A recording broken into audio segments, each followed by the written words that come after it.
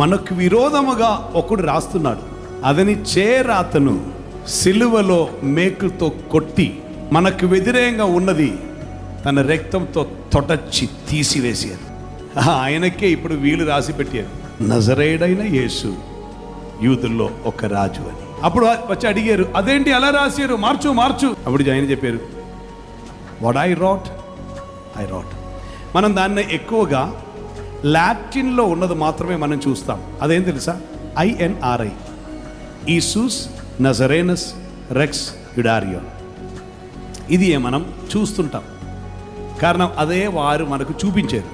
Actually ఏం రాశారు చూడండి, యెషువా, ఇంకా నస్రీ, నెక్స్ట్ ఉమ్మలెక్, యెహూదీన్.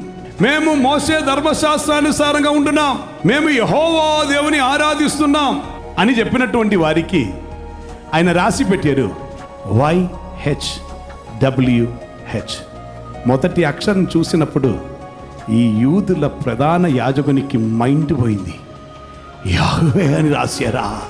పీలాతు అనుకున్నారు తను రాశారని, ఈయన రాపించారు.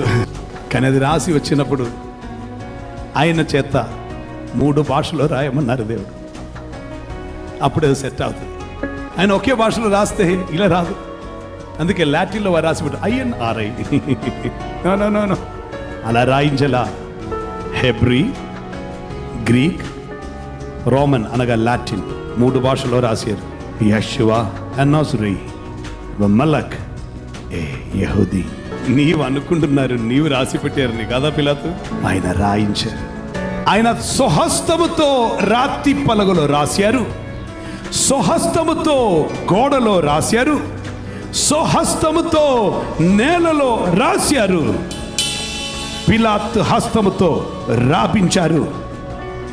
నా చేత ఈ మెసేజ్ రాపించిన అదే రీతిలో అపోస్తలుల చేత లేఖనములన్నీ రాపించారు. And the author is my God. రాపించిన వారాయన. బైబిల్ ఎవరో రాయలా, ఆయన రాపించారు. అర్థమవుతుందా? అన్చేంజింగ్ వర్డ్ ఆఫ్ గాడ్, మార్పు లేని దేవుని వాక్యం.